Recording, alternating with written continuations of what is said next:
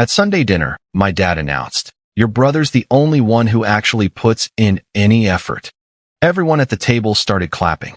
I calmly said, "Then he won't need the $3,000 I cover for his rent each month." My brother choked on his drink. Mom whispered his name. And then, "My name's Cindy. I'm 27, and I've always been the one in the family who kept her head down, worked, paid her bills, and never expected much in return. No drama, no big speeches. But this story starts with one thing I did laugh at. A text from my mom. It came on a Thursday afternoon. I was halfway through a spreadsheet at work when it popped up. Sunday dinner, 6 p.m. sharp. Huge news.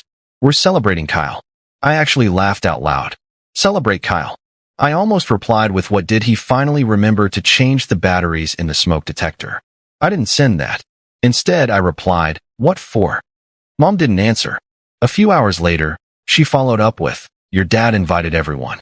Grandma's coming. Uncle Mike, Aunt Lydia, even Sarah and Dean are driving in. It's big. That stopped me.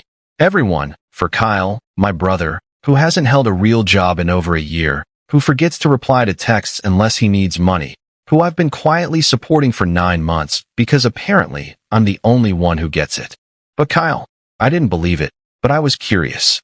And if my dad had orchestrated this whole production, I wanted to know what he considered huge. So I showed up. Sunday came in. The house looked like a Hallmark card. Streamers, extra chairs around the table. One of those store-bought cakes with generic frosting that read congratulations in uneven red letters.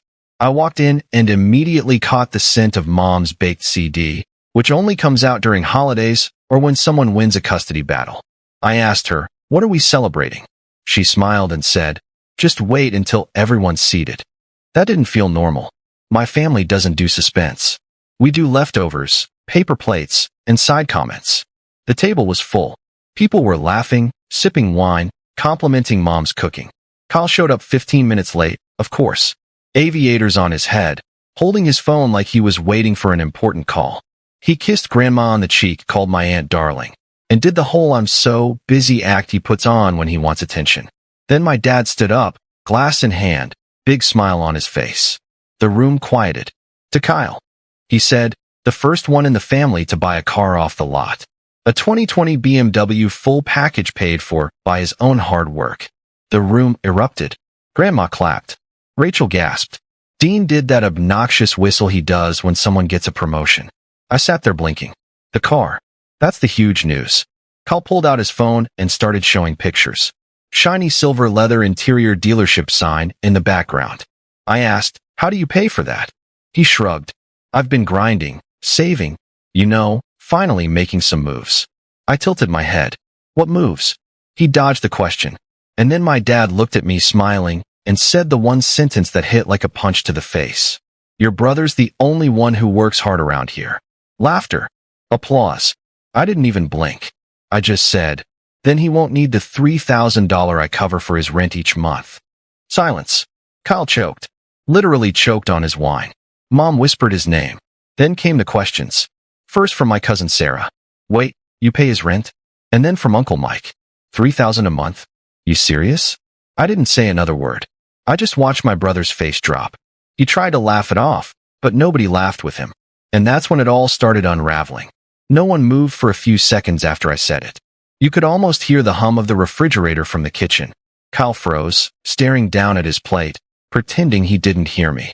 The laughter that had filled the room seconds before was gone. Just gone. Everyone's faces shifted at once, like they were trying to figure out if I was joking. Mom was the first to speak. Cindy, what do you mean you cover his rent? Kept my voice even. For the past 9 months, I've been paying $3,000 every month so he wouldn't get evicted. It was like I dropped the bomb on the table. Kyle immediately tried to recover. It's not like that. She helped me out once or twice, but I'm paying her back. I didn't even need to respond. Aunt Lydia turned toward him, eyebrows raised. $3,000 a month isn't once or twice. My uncle put down his fork. Wait. You're telling me you're living off your sister and buying a BMW? Kyle pushed back his chair a little like he was ready to argue. I had savings, okay? I've been working on projects. Things are picking up. You guys just don't understand how business works now. That's when my dad jumped in, clearly irritated. Enough. Kyle's doing something with his life. He's building connections, working hard, and not everyone gets that kind of hustle. He's young, he's ambitious. Let him enjoy his success. I looked at him, and I could feel my jaw tighten. You call that success? Dad's tone sharpened. You don't know how to support your family. You're always so negative. Before I could answer, Mom cut in. What savings, Kyle? He hesitated. You could see it. That small flicker of panic before he spoke. I had a little left from my freelance stuff, and I took out a small loan. It's manageable. Mom blinked. You took out a loan for a car? The entire room went quiet again. Grandma, who hadn't said a word all evening, finally spoke. You bought a car with borrowed money? Kay tried to brush it off. It's not a big deal. Everyone does it. You have to look successful to be successful. That was when Rachel, my cousin, leaned forward. So, you're in debt for a car you can't afford while Cindy's been paying your rent? Kyle turned red. I said, I'll pay her back. Lydia said quietly. When? With what? He didn't answer. Dad sighed and rubbed his forehead. You're all missing the point. He's out there taking risks, not playing it safe like some people. He's got vision. I didn't respond. Mom did. Vision doesn't pay the bills, Mark. Her tone was flat, and that alone made the whole table go silent. Then she turned to Kyle again. Do you even know how much you owe her now? He looked down. I've kept track. I said, that's interesting, because I have too. He didn't look up.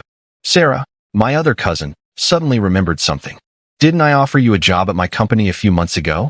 You said you were too busy with clients. Guess those clients were imaginary. Uncle Mike nodded. Yeah, and I remember lending him $500 last year. Never saw that again.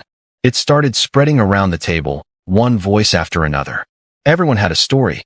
Little things that, put together, painted a very different picture of my brother, the one Dad refused to see. Kyle just sat there, pale, gripping his glass like it was the only thing keeping him steady. Mom finally stood up and walked out of the room without a word. The sound of her footsteps upstairs was louder than anything else. Dad looked furious, mostly at me. You didn't need to humiliate him in front of everyone. I met his eyes. I didn't plan to, but I'm done pretending. No one spoke after that, not even Grandma. Kyle mumbled something about not needing to sit there and get attacked, grabbed his jacket, and left. The sound of the front door slamming echoed through the whole house. Dad followed him out a few minutes later. Mom didn't come back down. I stayed to help clear the table. My aunt and cousins helped quietly. No one really said much. When the last dish was in the sink, Mom finally came down, her eyes red. She asked softly, why didn't you tell us? I said, because I thought if I gave him time, he'd learn. I didn't want to embarrass him. She nodded like she understood, but said nothing else. That I left not long after. The house that had felt warm an hour ago suddenly looked hollow, even with all the lights on. That night, Kyle didn't call. Not that I expected him to. I had a feeling this was just the beginning. He didn't call the next day either, or the next 5. I wasn't surprised. That's how he operates. Disappear when things get uncomfortable, wait for the storm to pass, then reappear when people have cooled off enough to forget. That used to work. But not this time. No one forgot that I didn't hear from Dad either. Just silence. 3 weeks later, I got a voicemail from Mom. Her voice was soft, not angry or dramatic, just tired, like she didn't have the energy to sugarcoat anything. Call me when you have a second. Kyle needs help. At first, I rolled my eyes. I figured maybe the dealership wanted their car back, or he got a flat tire and didn't know how to fix it. Very on brand for him. But when I finally called her back that night, I could tell from her tone this was different. She didn't even say hello. She just said, he's drowning, Cindy. It all came out at once. The loan he took for the BMW wasn't small, $19,000, not including interest. He's already missed 2 payments, and the dealership calls every day. He's been dodging them. The car insurance lapsed. He's 2 months behind on rent, and the landlord's done waiting. Worse, the last 2 months of rent I thought I covered, he never sent in full. He used part of it as a down payment for the car, thinking he could catch up later. Now he's $3,000 behind, deep in debt, and has nothing. No savings, no clients. Just excuses that don't work anymore. When I asked what Dad thought, she hesitated, then said, he still thinks Kyle will turn it around. He says it's just a rough patch. I had to laugh. A rough patch? This isn't a bump in the road. It's a canyon. I told her flat out. I wasn't sending another dollar. She didn't argue. For the first time, she didn't defend him. She just said, then he needs to figure it out. 2 nights later, there was a knock at my apartment door. It was late. I looked through the peephole. Kyle, hoodie, no jacket, dark circles under his eyes. I hadn't seen him look that bad since college finals week, when he tried 3 all-nighters in a row and ended up throwing up in a trash can. He didn't say anything when I opened the door, just stood there, holding his phone, looking lost that I didn't slam the door. I let him in that we sat in the kitchen, and for the first time in years, he didn't try to impress me. No sales pitch, no buzzwords. Just, I screwed everything up. I don't even know how to fix it. I opened my laptop. I didn't yell or make a speech. I showed him numbers, loan payments, insurance, rent, car costs, gas, food, phone bill. He just stared, like he'd been hit with a sledgehammer. Then I told him the only way forward was to work, 3 jobs minimum. 1 wouldn't cut it. He'd have to bleed for it, because that's what happens when you burn through every safety net. He nodded. Didn't argue. The next morning, I called Sarah, the cousin who'd offered him a warehouse job months ago. She was hesitant, but agreed to give him one more chance. Then I called a friend who needed a dishwasher for her restaurant. He started both jobs within the week. A few days later, he picked up a third, stocking overnight at a grocery store. It was brutal. One night, around 3 a.m., he texted me from the store loading dock. Just a photo of his soaked shoes and one line. I can't feel my feet. I didn't reply with sympathy. I just texted back, keep going.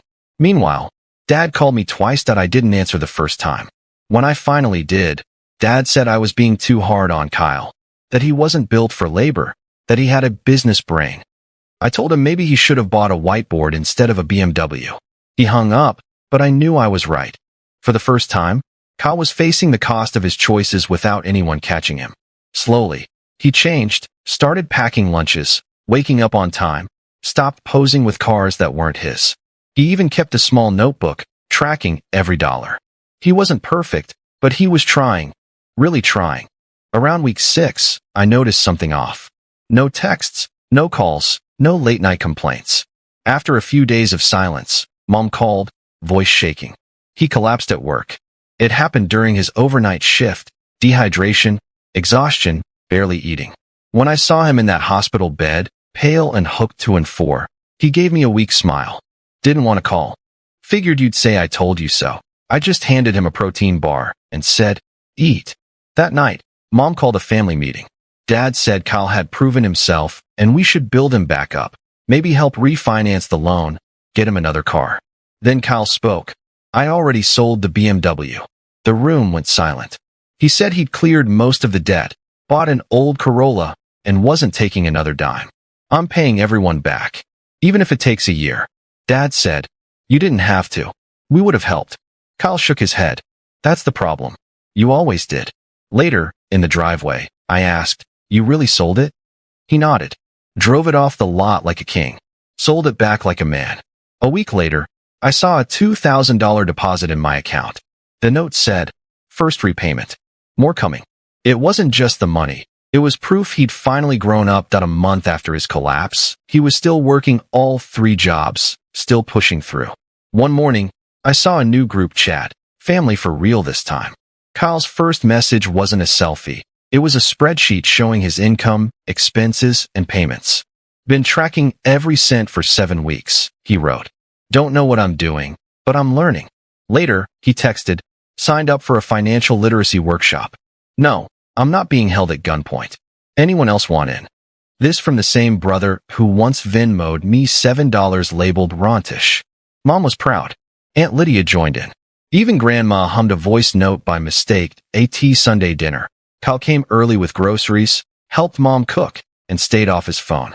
Then he handed me an envelope, $1,000 in cash and a note. 1 month's rent. Real this time. More coming. Mom later told me he'd been visiting Grandma every Thursday, helping with bills and online banking, quietly. Then Dad called. You were right. He needed consequences. And I'm proud of you too. Weeks later, a notification popped up, $14,000 paid in full.